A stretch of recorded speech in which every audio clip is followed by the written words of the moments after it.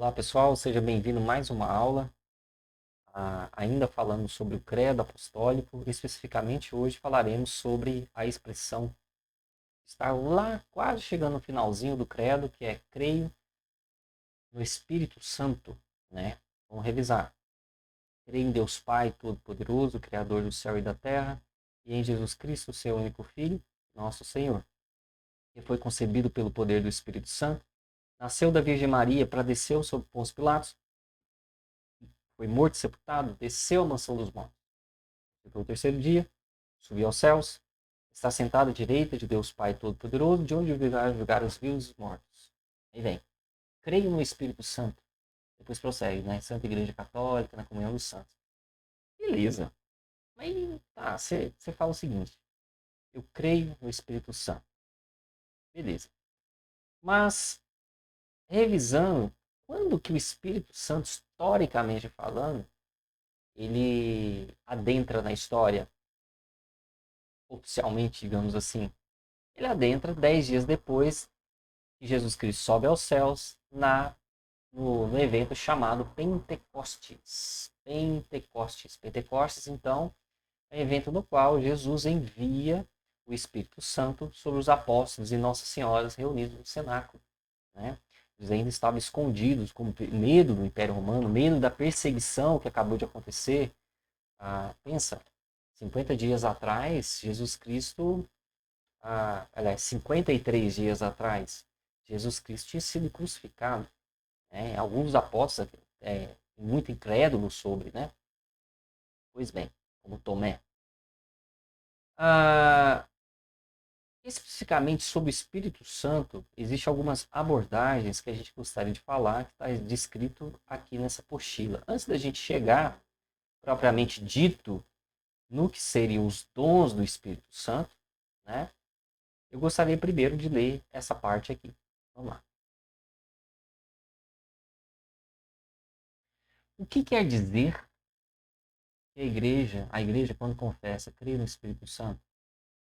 Crer no Espírito Santo é professar a terceira pessoa da Santíssima Trindade. No credo, né, tanto no ensino constitucionalitano quanto no credo apostólico, propriamente dito, esse mais resumido que a gente reza, ah, nós falamos que nós cremos em Deus Pai Todo-Poderoso, né?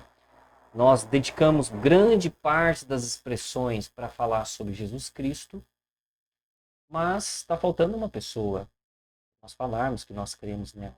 É justamente a, a, o Espírito Santo. Né? Então, crer no Espírito Santo é professar a terceira pessoa da Santíssima Trindade, que procede do Pai e do Filho, e é adorado e glorificado com o Pai e o Filho.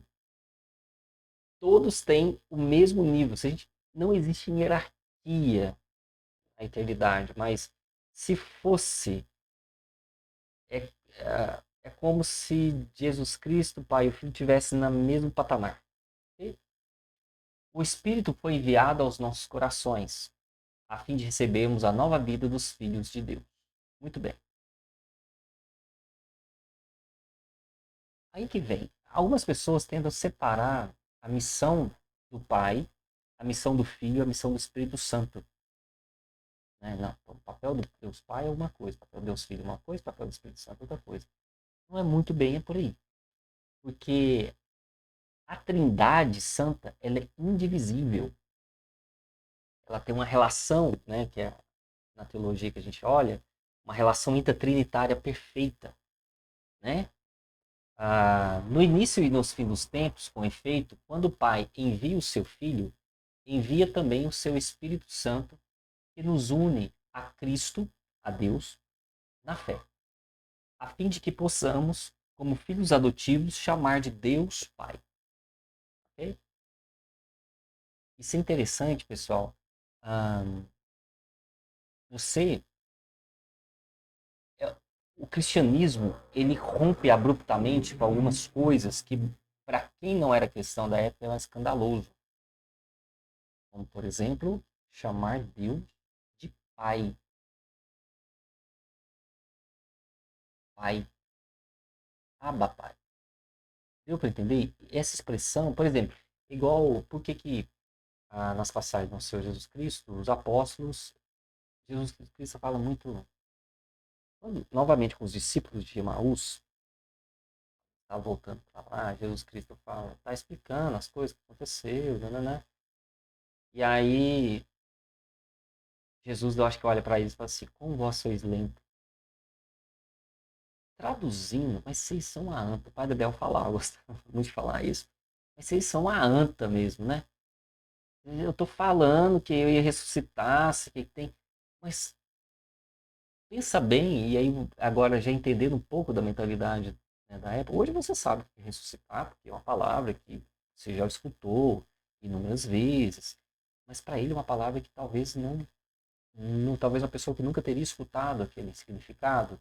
Então, por isso que era muito difícil, quando o Jesus falava que iria reconstruir o seu templo em 3 dias, né? Usando essa figura simbólica, metafórica, né?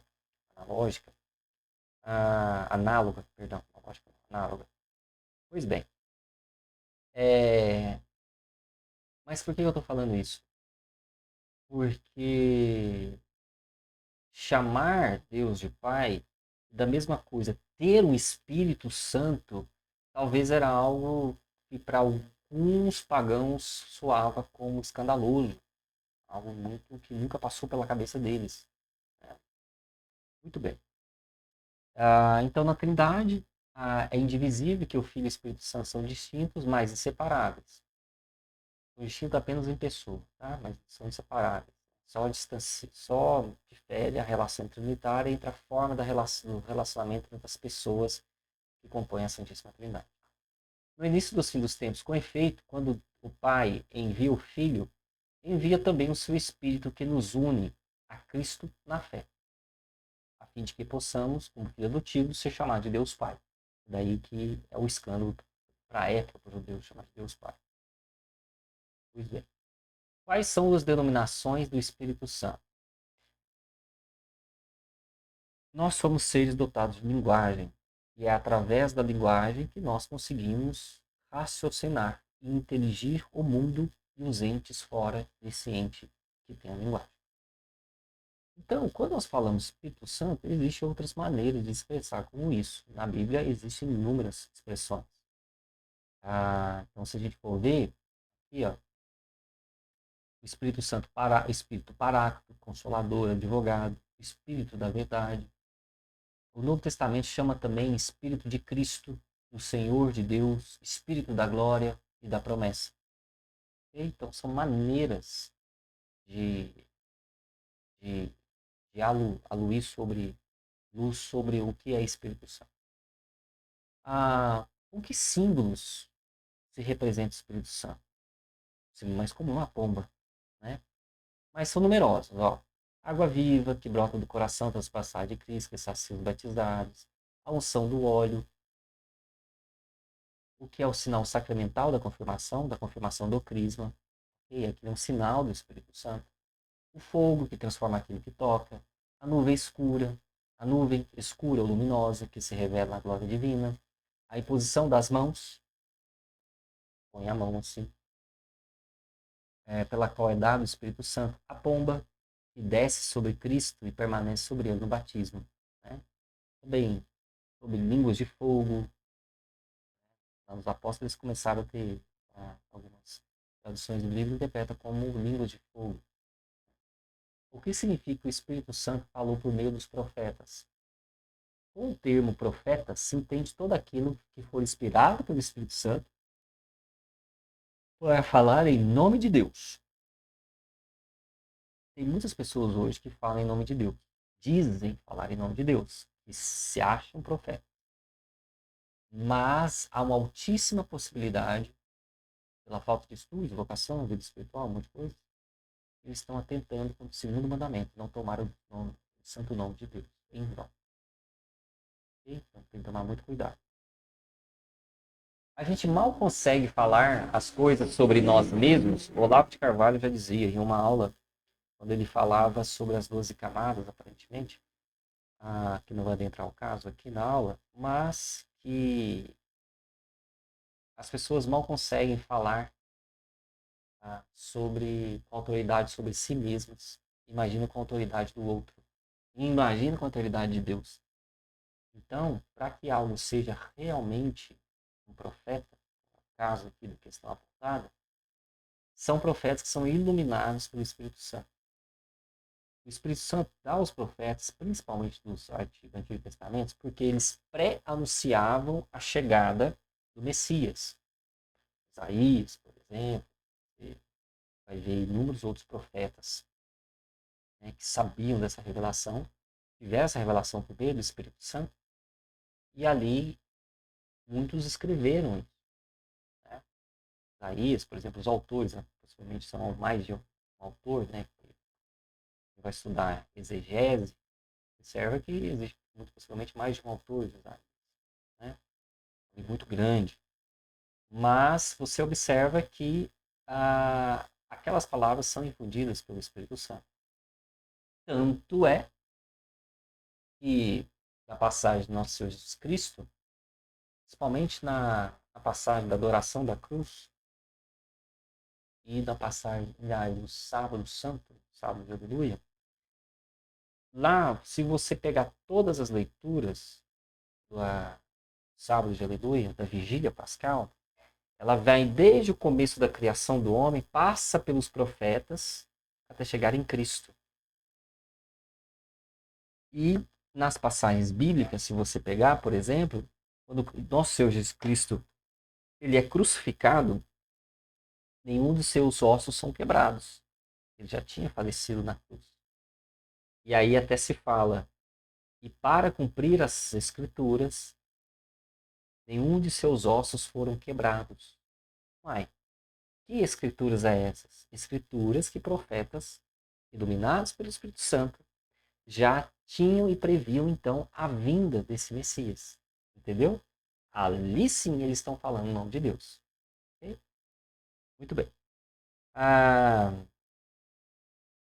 O que significa então o Espírito Santo falou por meio dos profetas? Significa isso.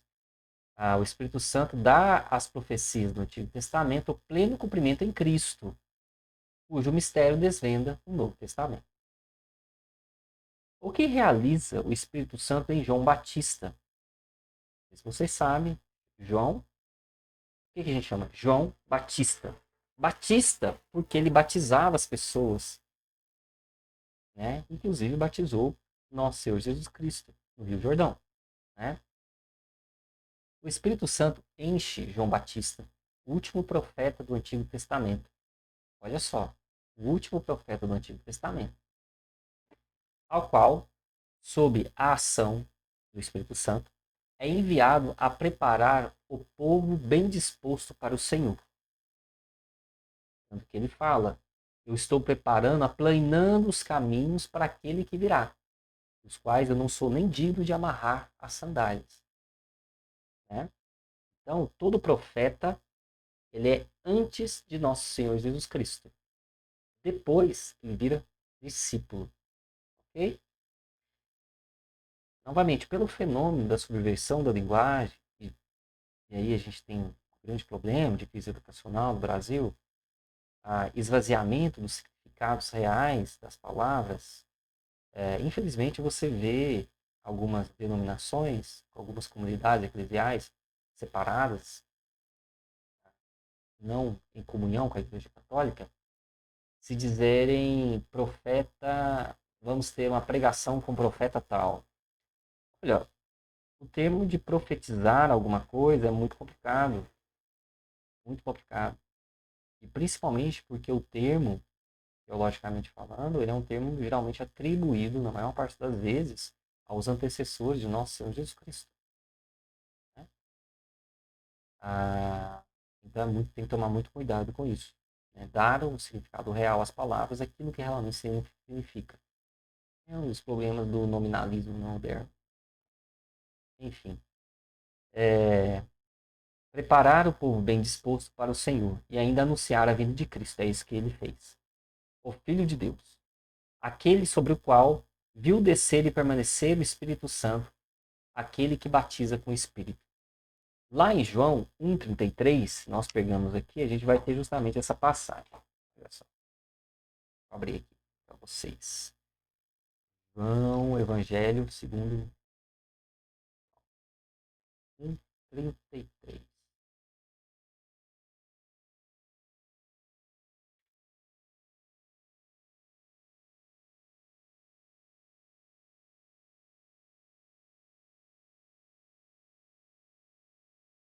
No dia seguinte, vou começar do dia 29. No dia seguinte, João viu Jesus que vinha e ele disse: olha só o que o profeta João Batista vinha. Apontou para ele, basicamente, né? Eis o Cordeiro de Deus que tira o pecado do mundo. Você já viu que quando o padre, antes da comunhão, ele fala essas palavras? Eis o Cordeiro de Deus. Aquilo que tira o pecado do mundo. Agnus Dei, latim, Cordeiro de Deus. Aquilo que tira o pecado do mundo. É este a quem eu disse. Ó, eu estava pronunciando ele. Depois de mim virá um homem que me é superior, porque existe antes de mim. Eu não conhecia, mas se vim batizar em água, é para que ele se torne conhecido em Israel. Eu não o conhecia, mas aquele que me mandou batizar com a água me disse-me, sobre quem vires descer e repousar o Espírito. Esse quem batiza no Espírito. É esse Senhor Jesus Cristo que batiza com o Espírito diretamente. E eu vim e dou testemunho que ele é o Filho de Deus. Isso é o que João Batista principalmente falou. Okay? E o que o Espírito Santo fez na vida de Maria, de Nossa Senhora? O Espírito Santo dá o cumprimento em Maria às expectativas da preparação do Antigo Testamento para a vinda de Cristo. Ora, foi graças ao sim de Maria que veio nosso Senhor Jesus Cristo. E nós até professamos: creio em Jesus Cristo, seu único Filho, nosso Senhor, que foi concebido pelo poder do Espírito Santo, não pelo poder de Maria, pelo poder do Espírito Santo. Okay? De maneira única, a enche de graça e toda a sua divindade fecunda para dar à luz ao Deus encarnado. É o tokos, o grego, né? Tel, significa Deus, tokos, parto, né? Então, parto de Deus, Maria, mãe de Deus, né? Porque o Deus se faz carne, né?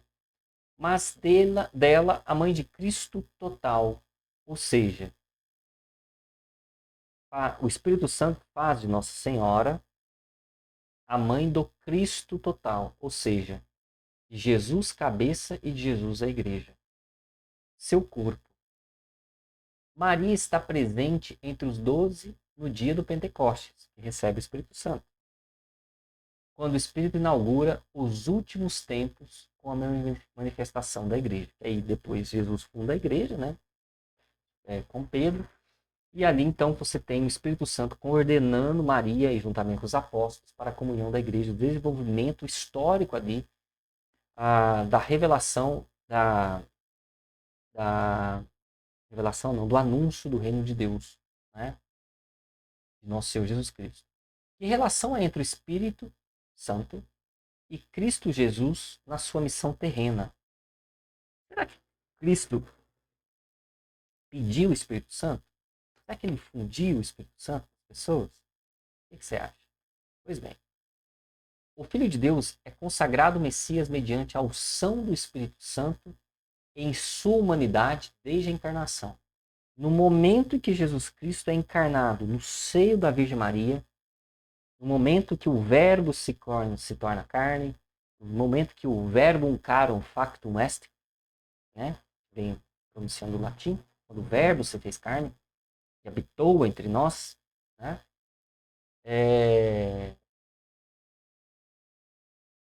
O Filho de Deus é consagrado Messias, ou seja, ele é um enviado mediante a unção do Espírito Santo. Lembra que Maria se encheu-se do Espírito Santo, certo?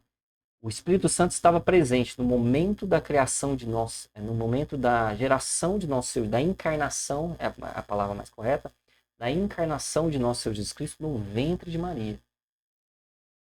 Okay? Isso é muito importante. Ele o revela seu ensinamento, cumprindo a promessa feita dos pais aos pais. E comunica à igreja nascente.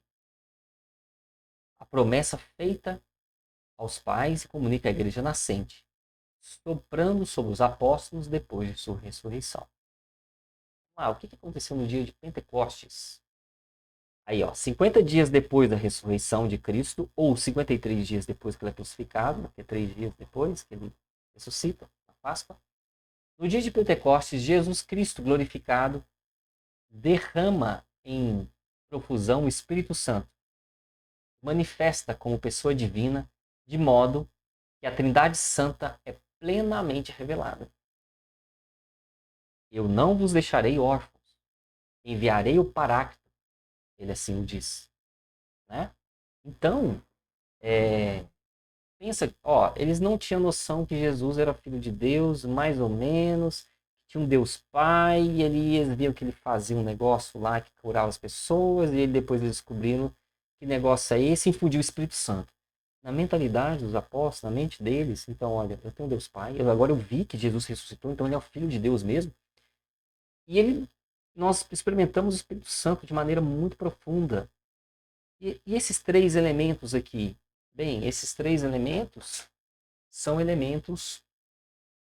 os três elementos que vão compor, então, a Santíssima Trindade, que é a revelação final dele. Né? Pois bem, então, vamos lá. Então, 50 dias depois da ressurreição, no dia do Pentecostes, Jesus Cristo é glorificado. Derrama em profusão o Espírito Santo e manifesta como pessoa divina, de modo que a Trindade Santa é plenamente revelada. A missão de Cristo e do Espírito Santo torna-se missão da igreja. A igreja nasce ali naquele momento. Então, aquilo que era a missão de Cristo, e ele estava tentando ensinar ainda em vida, e depois que ele manda o Espírito Santo, se torna a missão da igreja agora. Entendeu? Enviada para anunciar e difundir o mistério da comunhão trinitária. Okay? O que faz o Espírito na Santa Igreja? Faz o Espírito na Santa Igreja.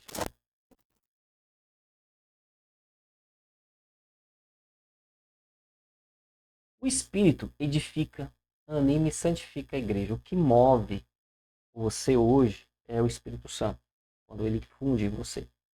Ele dá aos batizados a semelhança divina perdida por causa do pecado e o faz viver em Cristo a mesma da Trindade Santa. Manda-os testemunhar a verdade em Cristo e organiza nas suas mútuas funções, a fim de que todos produzam fruto do Espírito Santo. Okay? Outra pergunta, como que age em Cristo o Espírito Santo no coração dos fiéis? A gente falou dos personagens históricos, né? Como é que age o Espírito Santo no personagem histórico. E em você, como é que age? Bem, ele age por meio dos sacramentos. Sacramentos são manifestações visíveis da graça de Deus. O batismo, a confissão, a Eucaristia, a confirmação, o matrimônio, a ordem, que é quando você vai dar a sua vida socialmente a Cristo, né? Então, os sacramentos sociais, né? Que é o matrimônio, a ordem, os sacramentos sociais. Nós temos a unção dos enfermos, certo? Então, é por meio dos sacramentos que Cristo comunica aos membros do seu corpo e do seu Espírito Santo, o seu Espírito e a graça de Deus, que produz frutos de uma vida nova, segundo o Espírito. Enfim, o Espírito Santo é mestre da oração. Essa frase do Catecismo da Igreja, ela é rica e ela, ao mesmo tempo, ela te dá algumas alusões de como interpretar a sociedade local. Os nossos irmãos em Cristo, que vivem de maneira incompleta o anúncio do reino de Deus, realmente que a gente está falando dos protestantes, eles não têm um sacramento, entende? Então, por exemplo, muitas vezes deles, eles podem argumentar que eles confessam os seus pecados diretamente a Deus, o que filosoficamente falando, antropologicamente falando, psicologicamente falando, teologicamente falando, não dá muito certo. Não vai ser o caso aqui da apologética católica. Mas enfim. Ah, mas então eles vivem de modo incompleto. Né? Por quê? Porque eles não têm Cristo? Não, eles têm Cristo. O problema é que eles não têm a manifestação da graça visual por meio dos sacramentos. Né? Por exemplo, sacramentos que eles têm. O sacramento do batismo. Ele tem. Né? Se eles batizarem. Qualquer pessoa pode batizar uma outra pessoa, tá? Isso não é só o padre, o diácono, o ministro consagrado. Não é não. Ok? Eu te batizo em nome do Pai, do Filho e do Espírito Santo. Amém. Essa é a forma oficial de batizar uma pessoa. Ok? Então vamos lá. Aí, nós vamos falar sobre os carismas, que são dons especiais do Espírito Santo concedido a alguém para o bem dos homens. Geralmente, o Espírito Santo infunde o carisma em você para o bem do outro, tá? Para as necessidades do mundo e, em particular, para a edificação da igreja, cujo magistério compete ao seu discernimento. Então, falando sobre os carismas, que são dons, nós então agora vamos entender quais são os dons do Espírito Santo. É justamente o que está descrito aqui na nossa apostila, esse esquema. Né? Então, você tem o Espírito Santo. O Espírito Santo, ah, os dons são classificados em dois grandes grupos. Dois grupos, aliás. Dons infusos e dons efusos. O dom infuso, geralmente, você o recebe no batismo. Quando você adentra no plano salvífico de Deus, você pode passar a chamar Deus de Pai. Okay? Então, você é filho de Deus. Quais são os dons? Sabedoria, conselho, piedade, entendimento, temor de Deus, fortaleza e conhecimento. Ok? Nós vamos ver cada um desses aí. O que significa cada um desses. Só que também nós temos os dons efusos. Os dons efusos. Os dons efusos são muito trabalhados, por exemplo, na renovação católica carismática, no livro de oração. Né? Principalmente em Atos, caso das passagens de Atos 2:12 ou 12:2, ou Coríntios 2:12, não me engano, onde Paulo fala sobre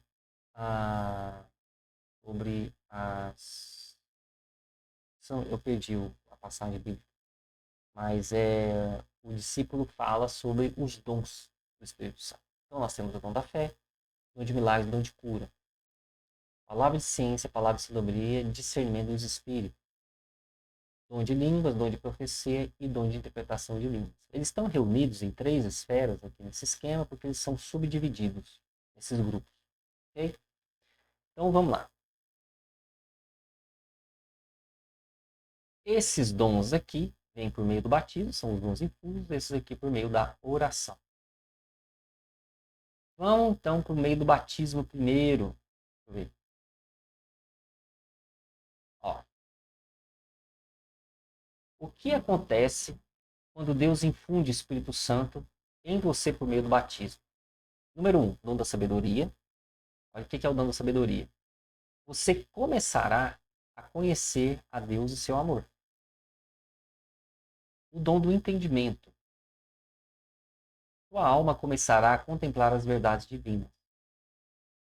Começará a ver com clareza como são vãs e transitórias todas as honrarias da vida do século, as riquezas, os prazeres, e a convence assim de que nada é mais verdadeiramente digno de sua afeição do que os bens eternos.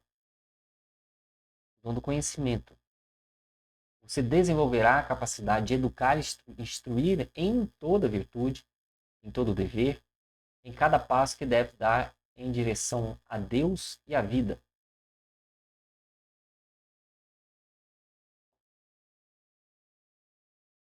Dom do conselho. Você começará a ver as armadilhas do inimigo na vida terrena e saberá conduzir você e os que necessitam são e salvos de todos os perigos. O dom do temor de Deus, que você tem um horror em sua alma de tudo que ofende a Deus. Ok? Padre Pio, por exemplo. Ele tinha esse dom muito bem desenvolvido. O dom da piedade irá crescer em vigor e presteza no cumprimento dos mandamentos divinos. E por fim, o dom da fortaleza. O dom da fortaleza, você adquire força e coragem para animar você e qualquer um a enfrentar oposições mundanas, a carne, o mundo, a carne e o demônio, que são as três formas de atentar. O que atenta Jesus Cristo no deserto quando ele vai jejuar durante 40 dias e 40 noites? O demônio, a carne e o mundo. Enfrentar oposições mundanas, a carne, o demônio, e terá mais sucesso para vencer. Basicamente, esses aqui são os dons infusos. Okay? E os dons efusos são aqueles que acontecem por meio da oração. Né? Os dons infusos são intrínsecos ao batismo. Os dons efusos, só se você pedir. Okay? Vamos lá? Lembra que a gente tinha separado em 3 grupos aqui? Você tem os dons de poder, os dons de revelação e os dons de elocução. Bem, semelhante a você vai ter o dom da fé, você começará a conhecer a Deus e o seu amor. O dom de cura. O dom de cura nos foi conferido pelo próprio Jesus Cristo quando enviou-nos o mandato missionário. A cura se faz necessária desde que o homem rompeu com Deus pelos pecados da origem, na verdade pelo pecado original, o plano que ele tinha para nós. Precisamos da cura física, espiritual e emocional, cura das doenças, dos traumas e da libertação do mal. Pelos dons efusos do Espírito Santo, por exemplo, você pode curar. Por exemplo, quando o pessoal vai rezar com o Feugil, você vê várias graças de cura. Né? Isso é um dom de cura, um dom efuso do Espírito Santo. Dom de milagres. Aí vem uma questão importante. Diferenciar cura e milagre. O milagre, ele é algo que sai do ordinário, do comum. Ele rompe com as leis naturais, com as leis da ciência e tudo. Okay? Então, diferentemente do dom de cura, que pode acontecer também com o auxílio da medicina, os milagres ocorrem quando não há mais possibilidade de um quadro ser revertido, por exemplo, pela ciência. Isso aqui é só um exemplo, tá? É só um exemplo. Na verdade, você pode ter... É porque existe uma classificação. Você tem o natural, você tem o préternatural, você tem o sobrenatural. Okay? O natural é o ordinário, o comum. Okay? O préternatural, por exemplo, há testemunhos de pessoas que têm contato com o demônio. Então, testemunho que já aconteceu, tem até no YouTube, que o demônio possuiu lá e virou ele de cabeça para baixo. Isso não é sobrenatural. Isso é préternatural. Ainda está, digamos, às vezes da física, de alguma forma. O sobrenatural não. O sobrenatural é muito, muito, muito elevado. Por exemplo, cego vir. E foi curado? Fui. Mas é um milagre. Entende? Ele vê sem pupila, por exemplo. Mas como que tá vendo? Não precisa de pupila. Não, mas ele vê. Por exemplo, tá? Só um exemplo fictício. Vamos lá. Quarto dom, o dom da palavra e de sabedoria. Por meio do Espírito, por meio desse dom de sabedoria, né? Por meio do dom do Espírito Santo, nos revela qual deve ser o nosso comportamento, dando-nos clareza e direção para a vida, tendo sempre em vista a vontade de Deus. Isso que é importante. O dom da sabedoria efuso, não confundir com sabedoria infuso, apesar que são muito parecidos, nos revela qual deve ser o nosso comportamento, dando-nos clareza e direção para a vida, tendo sempre visto a vontade de Deus. Dom de palavra de ciência. Ciência, aí vem um termo que foi subjugado ao longo dos tempos, é o conhecimento da realidade por meio do intelecto. Isso é ciência, tá? Como existe um problema histórico aí que a gente não vai entrar no caso, na função do nosso curso, hoje o pessoal confunde ciência com o método científico, com as ciências naturais, ciências históricas, assim, okay? Mas não é somente isso. O dom de ciência é o dom pelo qual temos a revelação particular e momentânea de algo que só Deus conhece como fatos, acontecimentos do passado, lembranças dolorosas, problemas, entre outros. O dom do discernimento dos espíritos.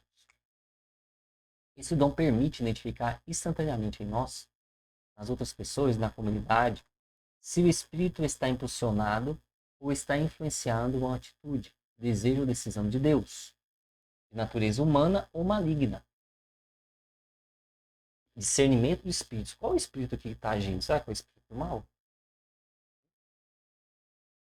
Será que, por exemplo, que o demônio ele tem a capacidade de imitar vozes e, por exemplo, saber coisas do passado? Talvez ele infunde na pessoa, ele adentra na pessoa, e ali ela começa, por exemplo, a falar para uma mãe, numa sessão espírita, que ali está o filho. Mas, como você sabe, não é o demônio. O demônio tem essa capacidade. Os demônios. Então, de línguas. Na oração em línguas, experimentamos no próprio Espírito Santo orando em nós e por nós. A oração em línguas é um dom que serve para a edificação da própria pessoa. Dom de interpretação de línguas. Esse dom não se trata de uma tradução, mas a capacidade de perceber o sentido da oração ou da profecia pronunciada em língua. E por fim, o dom da profecia. Esse dom nos faz conhecer a vontade de Deus sobre uma determinada situação. Através da profecia, aí vem um negócio muito importante. Não confunda isso daqui com a profecia dos apóstolos. Aquilo que foi revelado já está revelado. Não existe nenhuma outra revelação depois do ponto final que João, evangelista, colocou. Okay? Depois dele não tem mais nada. Certo? Essa profecia aqui, na verdade, é o entendimento, a atualização daquele projeto de revelação no aqui e agora. Apenas isso, é uma atualização. Esses dons, o dom de profecia nos faz conhecer a vontade de Deus sobre uma determinada situação. Através da profecia, Deus nos exorta, corrige e anima. Vale lembrar que a verdadeira profecia sempre orienta para Cristo. E que não contraria nem acrescenta nada que se revela nas escrituras do magistério da igreja. Entendeu? Certo? Por exemplo, eu tive uma profecia aqui que Jesus era um libertador social. Né? Por exemplo, uma heresia, né, muito comum no passado, que, sei lá, Jesus, vamos ver uma heresia aqui. As heresias, Jesus é menor que o Pai, que o Espírito Santo é menor que o Pai, que em Jesus há duas pessoas, divina e humana, que é um argumento muito comum utilizado para falar que Maria não é mãe de Deus, que Jesus tinha duas naturezas, né? Para quem não sabe, eu estou com... Vocês podem pesquisar isso daqui na internet são... você vai encontrar. Basicamente é um quadro das heresias muito comuns, e por sinal até hoje são faladas, no ano 325, 381, depois de Cristo, 431, por exemplo. Primeira heresia, que Jesus é menor que o Pai.